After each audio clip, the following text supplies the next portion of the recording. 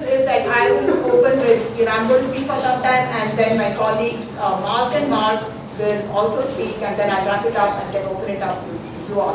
So just briefly to introduce ourselves, I'm S.Lakshminarayanan. I've been at Metro for 17 years, and before that I've taught at University of Texas at Dallas. I taught at New York University and also at DeVry.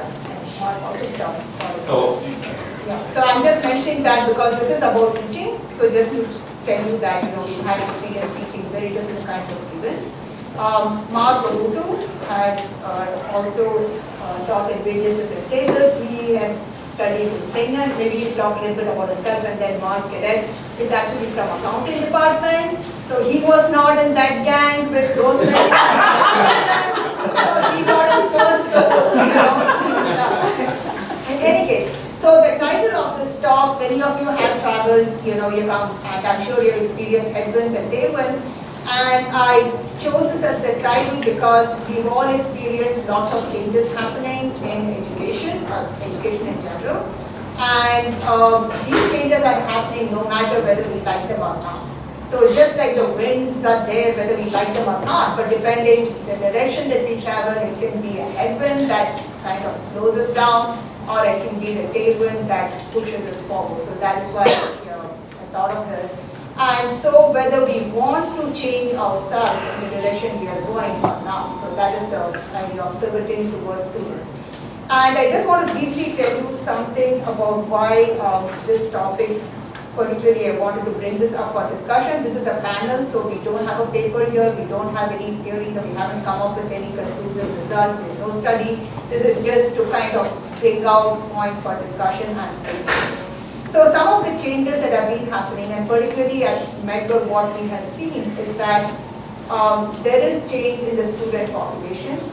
And at Medgar, we never really had what you might think of as traditional students. We always had non-traditional students, by which we mean that sometimes older students, they have been working, they still continue to work, they've come back to college, and they may not be living. There's no concept of on campus. So this is in contrast to what might be the case for some institutions where the students are going straight from high school and they live on campus, and that's a different experience.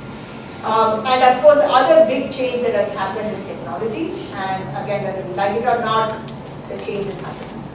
So just to give you a brief history of business ed, and this was from the AACSB website. This has been around for, I guess, more than 100 years, because it says that the first College of Commerce was at University of California, and then Tulane had College of Commerce and Business Administration focused on international commerce, and this is more than 100 years back. And Washington University had the first women business students, again about 100 years back. And NYU itself has been around for about 100 years, and NYU in particular emphasized the connection to the city. And business education changed later to include emphasis on field trips, internships, and so on. Just to say that, as we all know, that business education is so closely connected with the world of business and the practical applications. And it goes back and forth. And this business article notes that business educators are debating with how best to address increasing diversity, new technology, experiential learning, and innovation. So while we teach what you might think of as standard concepts, so I teach business and management courses. My background is in operations management. And I usually tell my students that is the hardest course that you will do in a business program within management. And I've taught at these different schools and had different experiences there. And especially when I was teaching intro to management, I had an interesting experience at Metro. So as you might be aware that we teach about different strategies that businesses have, and one of this is the low-cost strategy. So I said, low-cost strategy, and then low-cost strategy. And at that time, we used to give Walmart as the classic example of someone following low-cost strategy. Hey, Walmart, everything is low-cost. They price their products low because they have the entire thing that, they their locations and their warehousing and how they connect with suppliers and all this stuff, and inventory management. So that was how we were teaching a low-cost strategy.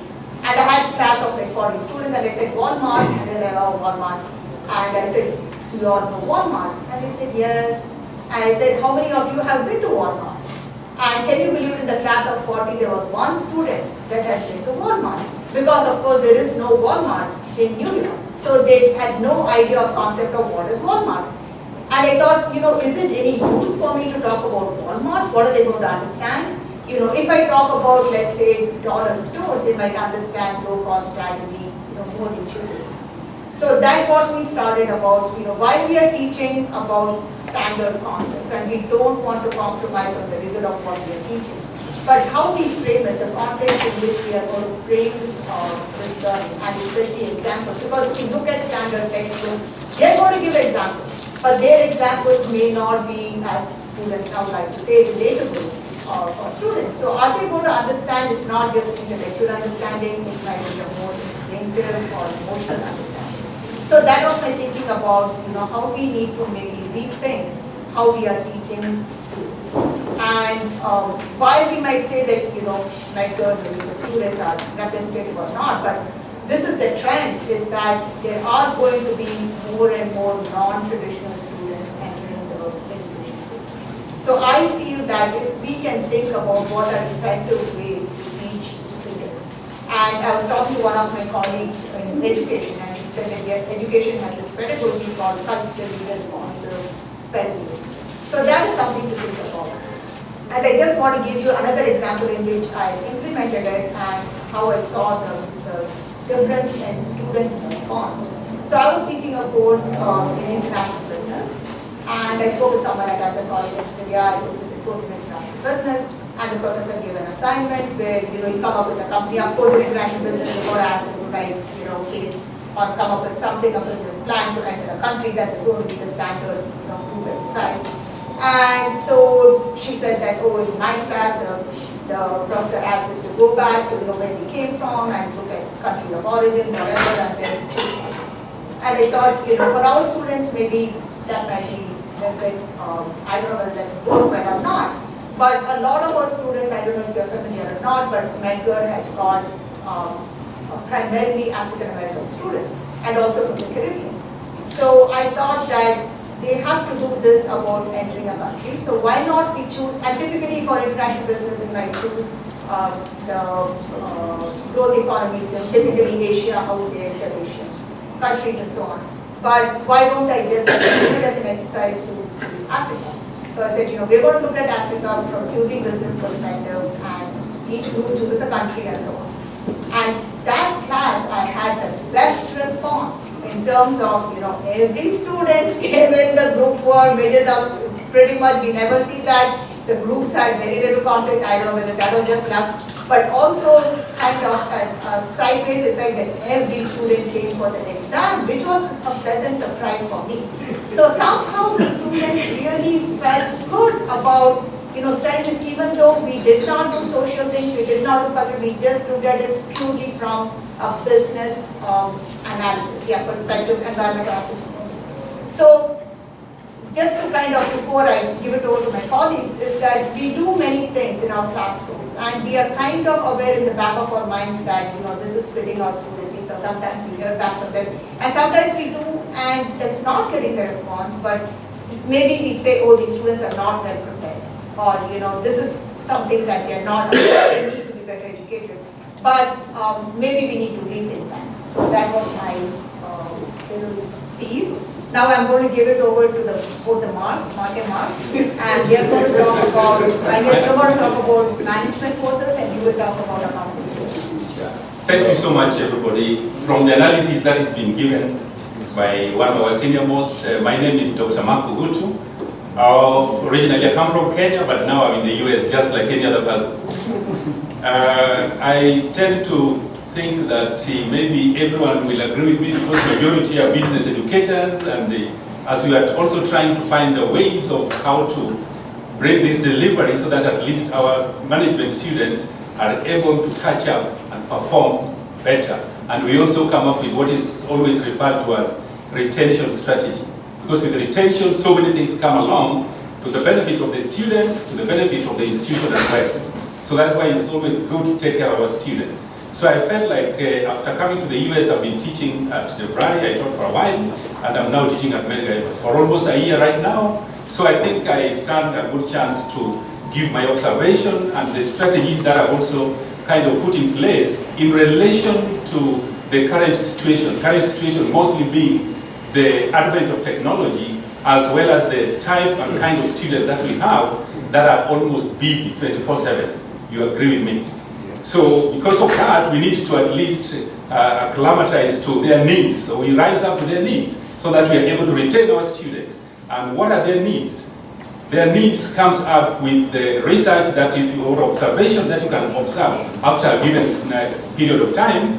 So we realize that these students don't have time. There is advent of technology, especially the young ones as well. So for us to at least match with their needs, what do we do? Most of the time in my classes, if I go the traditional way, I find like things are not working. But I find like I should try to inculcate some kind of modern technique. For example, I talk about what I refer to as experiential learning strategy. In relation to what Professor has just mentioned, experiential learning strategy is where I try to encourage students or I bring some kind of an essay kind of question talking about where the students are expected to go to any nearby business so that they are able to answer the question. So that at least instead of just reading, they are able to know it through experience. For example, I'm teaching about pricing because my PhD was in marketing, so I like talking about marketing a lot. Though I did entrepreneurship as well, that's why I was talking about the presenter of entrepreneurship. I was able to talk about that as well. So when I talk about marketing, I say, okay, we want to know about how to set price. And when you talk of pricing, it's both management and economics as well. So you've got to know, student must know how to set price, what is price, what are the different types of pricing strategies. So to teach them theoretically is not the best. So I send them to go as an individual or as groups to the nearby. It can be a pizza shop, or it can be a mall, or whichever is nearer to them. Then they go ask these business people to tell them about what pricing means to them, and how they set pricing, and how do they change, or to come up with different pricing strategies, or different pricing types. So from there, the student gets to learn. And to make it much more better and lucrative to the students, especially the ones that have been born within the advent of technology, I sometimes tell them, you can record it. So when record it, it becomes like video, so they feel good because they are used to the social media, they like pictorial things. And when we learn from various studies, we also realize that when it is pictorial, the level of understanding and absorption is much higher than when you just read. So we are moving towards pictorial and verbal. So when you talk about it and the picture is there, they are seeing, and I tell them that after doing it, you can post it in the discussion group so that everyone gets to know your experience. By the end of the day, students tend to feel very happy and they get motivated. At the beginning, it may look a bit hard and committing and time-taking, but after they've already gotten used to it, they find like this is the best thing so far. So that is one thing that I've kind of tried, as well as I've also tried something that we might also have maybe done, the Aspire strategy, where you like students to, you inspire the students so that, for example, after first week, second week, you've done some assignments or something like that, some tests, we need to encourage most of the students because based on their background, especially the ones who are feeling like, who've got some feeling like, oh, am I from some kind of society that is not, I may not be able to perform well. So it is the responsibility of the professor to inculcate the Aspire strategy, where you identify the best performers, maybe 2 or 3, you can write an email to them. It can be through technology, or if not, then you just write some email to them about how good they're performing so that you encourage them. And at the same time, I always do to those who are poor performers. I don't wait for the counselors or advisors or whatever to do it on behalf of my students, but I take charge because we also know that professors are the ones who are at the forefront with the students. So, and the students are the customers to the university. So they are the clients of the university. So if I'm, as a professor, I'm not able to inspire students, then it means I will not be able to retain them. Or then it means the student will feel discouraged and keep on getting the stigmatization that maybe something is wrong with me. So the rate of retention gets low. So I also talk to them, send messages to them, and be into their footing in the same level, talk to them about what might have gone wrong, and I'm here to help, work together with you. So if there is any problem, feel free and reach out so that we see on how all of us can go through and succeed by the end of the day. Now, at the end of the day, I always see these kind of students getting motivated and performing so well. By the end of the day, by the end of the semester, they always write to me and congratulating and thanking me so well. And I feel that this is also a good strategy. At the same time, I also, a number of times, do what is called, towards the end of the study, or rather, there is a role play where I try to involve students so that they participate. Because role play is more or less like becoming an actor. And you know, the actors, when they do it, they know it and they master it, and it becomes their subject. So with the role play, I divide my question into 3.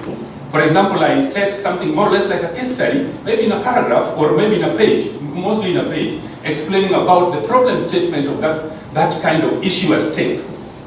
Now, when they read it, I assume that this student tomorrow will be a management consultant or a decision maker in an organization. You can be a decision maker irrespective of the level at which you are at an organization.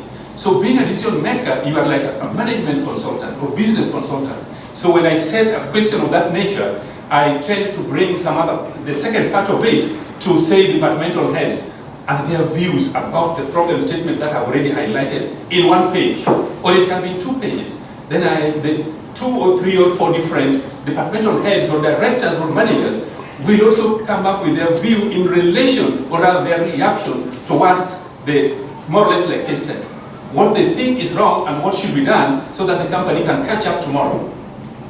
Then the third stage is where the consultant, who is now the student, whom I refer to as the consultant, comes up and say, based on all these, because consultants always, we are known to be going to the company, you look around, or more or less like a case study. You study, you go to different departments, do some kind of, some kind of welcoming kind of orientation, so that you get to know everyone, you get to know problems in different sections of the organization. When you sit down with the management team, you are able to come up with something that is a good foresight that can help the company. So based on that, I believe that the student, after learning about what other departmental heads say, they are able to come up with now their own very articulated view as a consultant. And that's how I divided it into 3.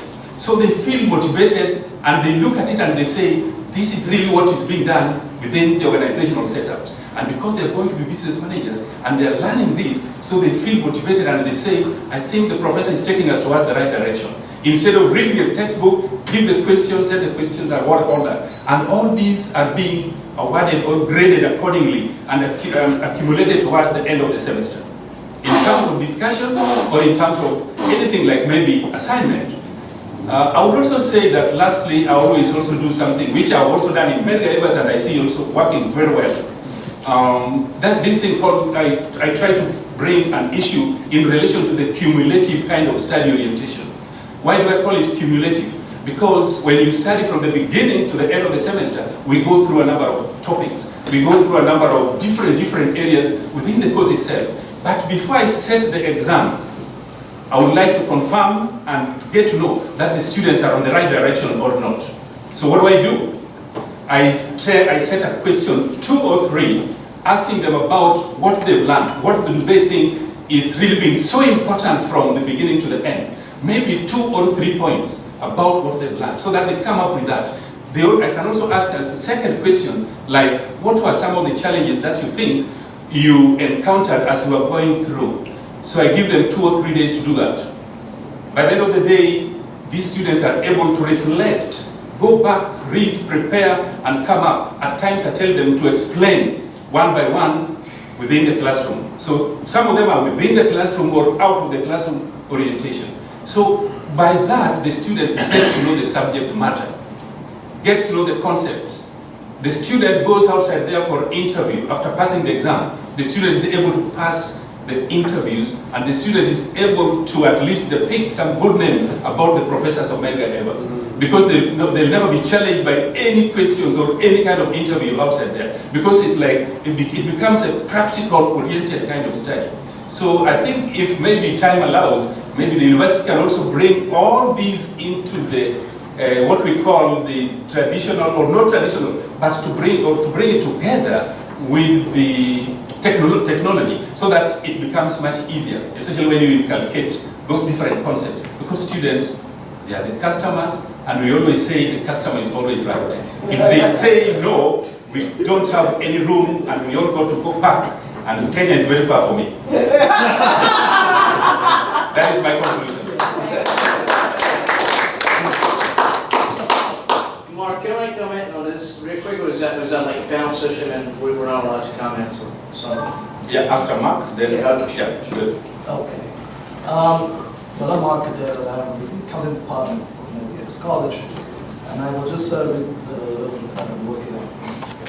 The thrust into online education, I hope, will not leave the walls of our tertiary education institutions echoing with empty classroom seats. I am of firm view that it is fair to make a comparative analysis between online shopping and online education. It is widely known that online shopping has forced major retail organizations to recalibrate and redefine their business model. The impact of these conspicuous trends will invariably marginalize the academic development and emotional intelligence of non-traditional and underrepresented minority students. Within the framework of business education, it is of paramount importance that students be engaged in vibrant and dynamic discussions regarding the alpha and omega of business enterprises. Intuitively, business are thought to have indefinite lives, but this has not been the case for many well-known and deeply entrenched corporations.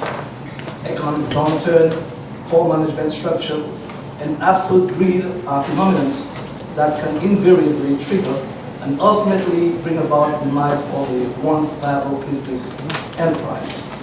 And so my preamble was deliberate in highlighting the headwinds that non-traditional and underrepresented minority students will encounter prospectively, given the unabated trends of online education. Medgar Evers College of Business is endowed with a non-traditional student body, and I am delighted to be affiliated with the institution in the role of administering, wait a second please.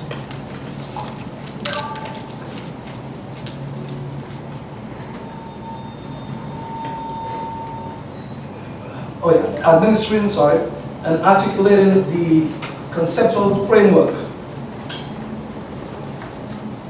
conceptual accounting framework, in its application and implication for the entire business enterprise space.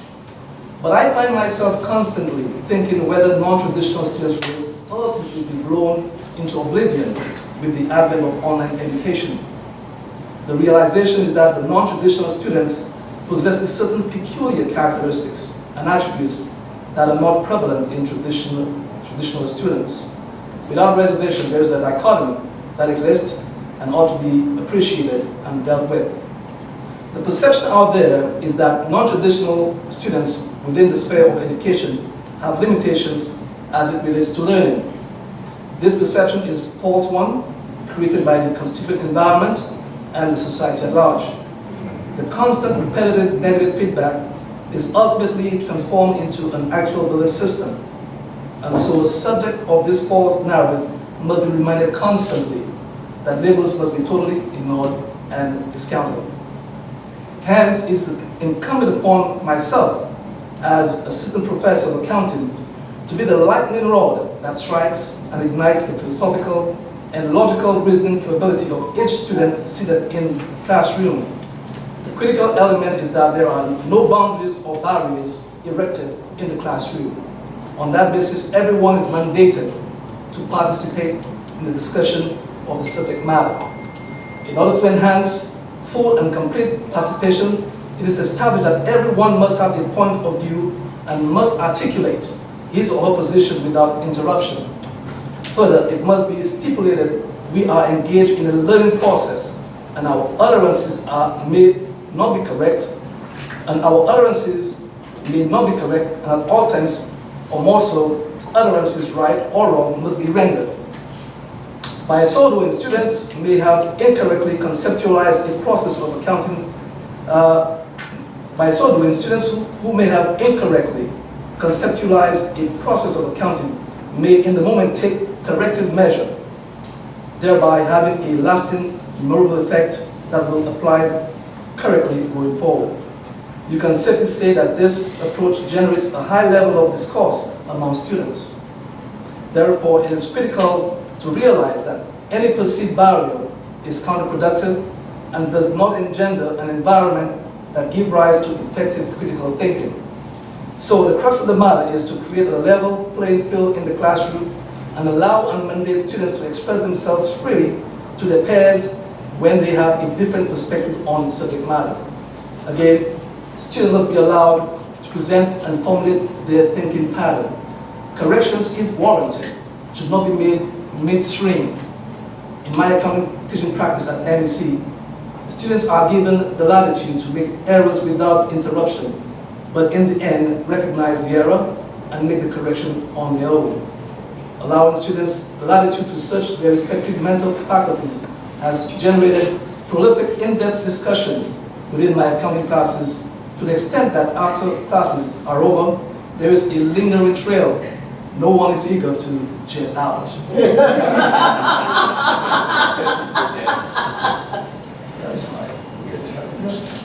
So I'll just kind of summarize and then open it up for everyone to give your input. And it's very interesting because we did not practice this, and it's just by our own experiences and our empirical evidence, so to speak, that we have found things that appear to work. I did do some literature survey on this topic, and I'll say that one of the things, for us, we kind of, it's presented that technology is going to be the panacea. Everyone is going to be able to get education and so on, but we realize that's actually not the case. And we do have some students that say, I don't want to be in an online class. I can't do an online class.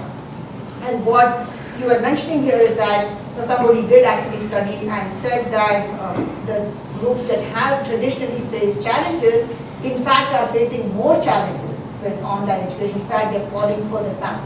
So that is kind of, a wake-up call for us because, and this is a plug for my tomorrow's presentation, which is about the shift from, online education is really a shift from teaching to learning. So we are going to give students more things to learn. So that is a different challenge. But also to go back to some of the things that you had mentioned here and the papers that I've read, one of them said that, and this was very interesting that both of you mentioned about giving back feedback, or you can think of it as criticism to students, and how sensitive we must be in the way in which we give it back.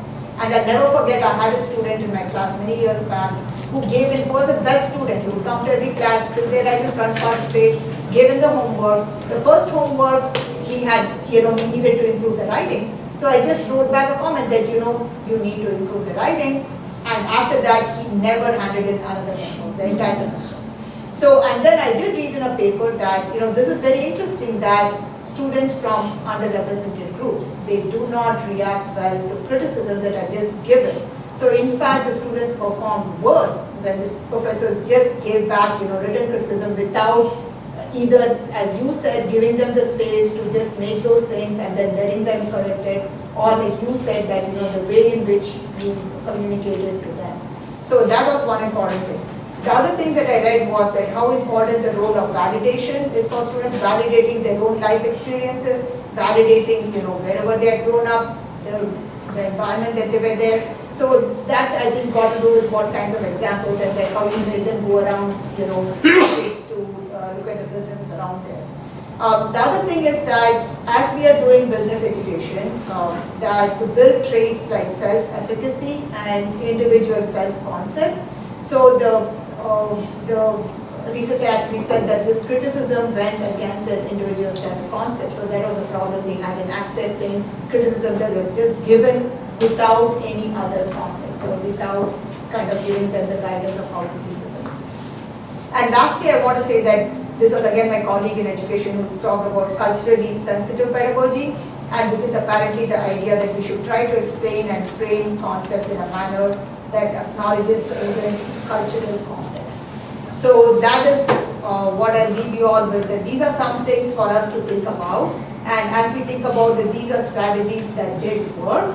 So can we come up with methodologies or standard ways to do it? And as you were talking about role playing, I was thinking about this is exactly what worked very well in my class, was to have small exercises in which the students could choose even what they say as different characters. One of them might be the manager, one of them is an employee, one of them is salesperson, but that gives them the power to bring their own experience and their own role. All right, so now it's up to all of you. You can start. Waiting patiently. It was very interesting listening to all of your experiences, like different perspectives, different layouts. And I gotta tell you, it's really interesting. The only thing I want to bring here to the topic is the role play, because my research was about critical thinking, and I measured, in both few marks you mentioned about the critical thinking here. And I gotta tell you, I measured the critical thinking of students doing a negotiation role play. So I have a video on LinkedIn talking about this, and I also published an article about the effect of negotiation role play on critical thinking skills. Okay, it's Thomson Reuters.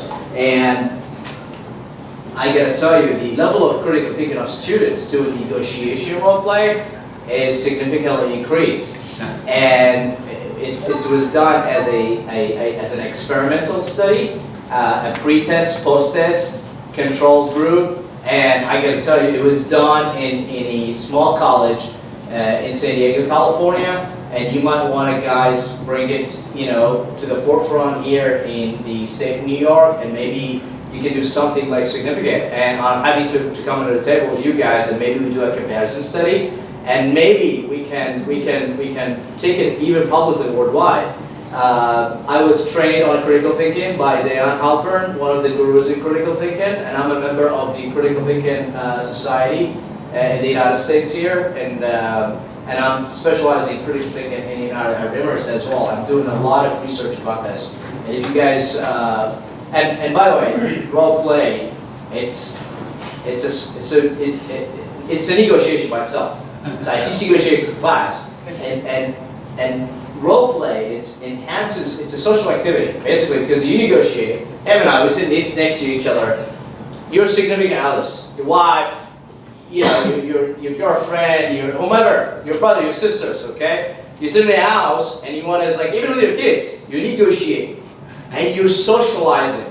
And with students inside the classroom, believe it or not, they're sitting next to each other, they don't know the names of, what's your name? I was like, do you know the name of the student next to you? It's like, I don't know. That's what it is. But when you put them in groups, you get them to talk. Yeah, and then there is really a beautiful guidance about negotiation. Yeah, but I gotta tell you, which is sad, that it's really sad. The United States is way behind in critical thinking. We claim to be teaching critical thinking across every single classroom, every single professor. But I gotta tell you, so from experience, and probably you guys can relate to that, you get carried on with the administrative stuff, slowly it fades out. You put it in the syllabus, you put it in the curriculum, start focusing on it the beginning, but it slowly starts fading out. So everybody's talking nowadays, it's like, we wanna empower students and get them job ready. And Yes, guilty as right. charged.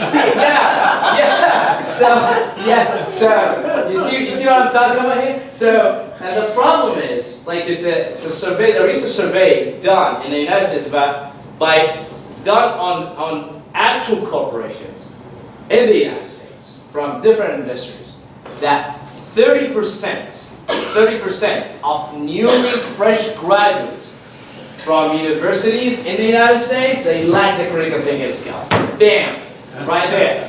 30%. That is a lot of fresh graduates. Like imagine, So that was done in a specific year, so, but it was not updated after that. But anyway, even the testing services for, ETS services or something like this for the SAT and all of these, they claimed a few years ago that we want to focus on critical thinking, and problem-solving skills was one of the factors. It was lacking in the research they were conducting here. And it's a lot of students, they do not have the negotiation skills, the critical thinking skills, the problem-solving skills, the communication skills. All right? 4. So right there, maybe that's an area probably you want to collaborate on. I'm happy to drive you guys, but that's something actually you want to bring to the table. Okay, follow up with you. Yeah, Sure, thanks. yeah, no problem. Anyone else wants to share? I'm Dr. Bashir, and what I think is that basically one of the challenges is that the students are predominantly attracted to go to social media and the means available to them. At the time these sources become distractions, it becomes difficult, rather challenging challenge for the teacher how to align the students towards a point where he wants to bring the students. So it becomes more of a knowledge management and putting the students in the correct perspective. Otherwise, they have so much of knowledge, so much of sources of information. And at times that source of information, they have contradicting opinions coming from different sources. And then the student becomes confused where to go and how to, which opinion he should take as correct. And here is the job of the teacher that becomes more challenging and more difficult to take the student step at an appropriate point. Yes. No, absolutely. I think it has become more difficult, and I read a very interesting paper about plagiarism. And this was a small college in Australia, I think, where the entire graduating class was held back because they had plagiarized. And they said that the students had to do a case study of some company, and they just went to the internet and looked up their company, and and that's what they do. So now we can't just do as we did in the past to say, even if you have published it, or to say, take this company, do an analysis, come up with a strategy. We just can't do it because there's only so much that we can go and see where they're. So absolutely, you're right. It is a big challenge. Talk about critical thinking. There's like no critical thinking. The only thing they do is how to do Google right? So how can I pick up pieces from everywhere and put together something so I won't be caught? Very true. Anyway, I know that you're the next presenter. Yeah. No? Are you not? I'm the last presenter. Best. So we will leave the stage for you. Thank you all very much.